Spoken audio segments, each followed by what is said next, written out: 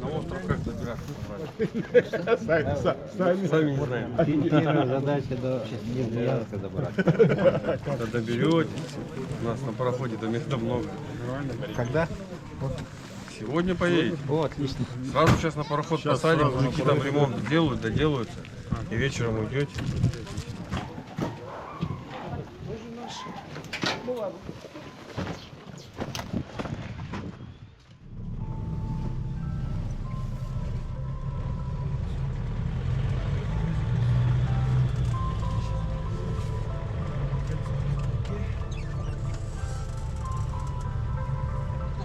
Работал до этого на Ленском филиале.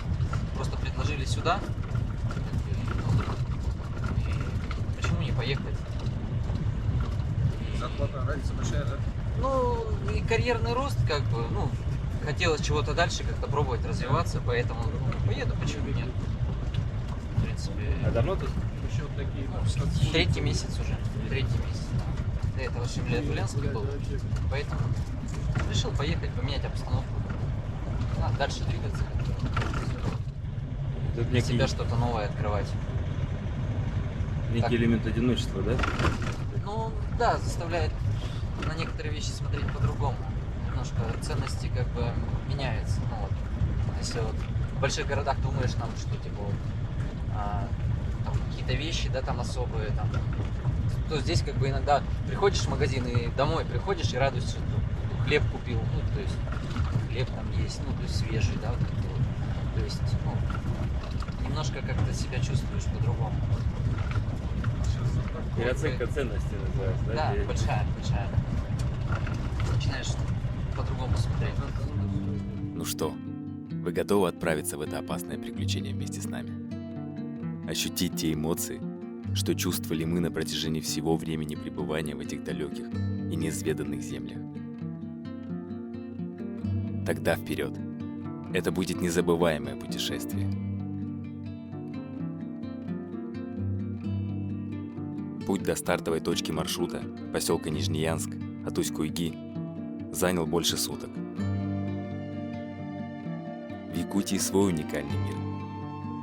И если во многих других частях света люди привыкли добираться до пункта назначения по автомобильным или железным дорогам, то тут, особенно на севере, таковыми являются малые и большие реки, транспортные артерии земли Аланхо.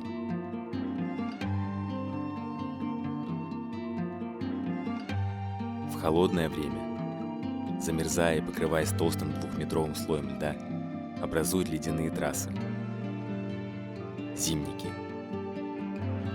позволяя водителям добираться на колесном и санном транспорте в самые дальние уголки, обеспечивая людей, проживающих в этих суровых краях, не только возможностью добраться куда требуется, но и всем необходимым для жизни. Ну а летом, на достаточно короткий период, порядка 5 месяцев, оживает все возможное судоходство, от малых рыболовных катеров до разнообразного промышленного и пароходного флота.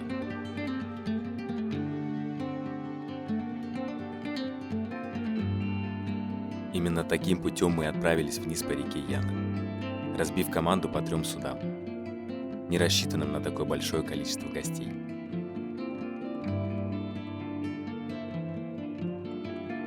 Еще не дошли до точки старта экспедиции, но дорога до нее уже заслуживает того, чтобы запомниться надолго. Ведь редко кому из других частей Якутии, да и регионов России, удается оказаться в столь отдаленных местах. Увидеть своими глазами эту уникальную природу Крайнего Севера, ощутить мощь этих арктических земель, которые для местных жителей именуются домом, с довольно привычным климатом. Отдыхая в дороге перед предстоящими испытаниями, много о чем можно было подумать. И хоть в какой-то мере понять, каково это – жить так далеко и уединенно от большой земли, зачастую полагаясь исключительно на собственные силы.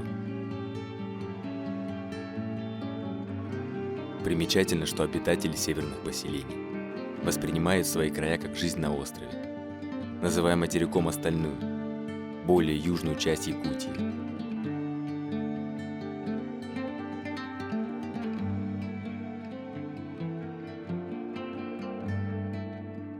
Что меня очень удивило, люди, встречающиеся нам на пути, обладают невероятным оптимизмом и позитивным отношением к жизни, несмотря на трудности проживания в непростых условиях Крайнего Севера и вечной мерзлоты.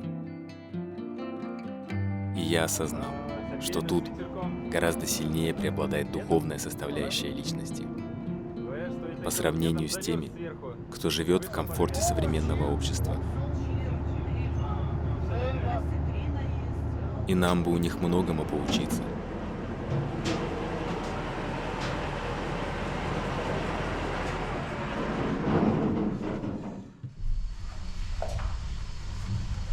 А заряжаете вы как? Тут есть А у нас кабель? тут зарядная есть. Сейчас покажу. С берега, да, тянется? Да, с берега кабель протягиваем. Наше сердце корабля. Это самое, что ни на есть сердце. Да. А зарядная вот у нас электричество появляется и все как полагается. А вы и механик? Я капитан-механик. Ну, я говорю, и механик в том числе. Да, ну все сразу вместе. То есть сломались, раз, чинить сам, да? Да, сам. Все сам. Что нашел, что придумал, то и поставил, то и сделал.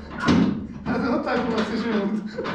Хорошо. Мне нравится ваш позитивный настрой. Ну, а тут без этого никак нельзя. Если плакать, то вообще да, Нечего делать. нечего делать. А так, да, сами все делаем. Все сами придумываем, сами проводим, тут сами все, как говорится. И ремонты, ну, естественно, сообща, люди, естественно, помогают. Допустим, если помощь нужна какая-то, идешь там к друзьям, капитанам, там, другим знакомым механикам.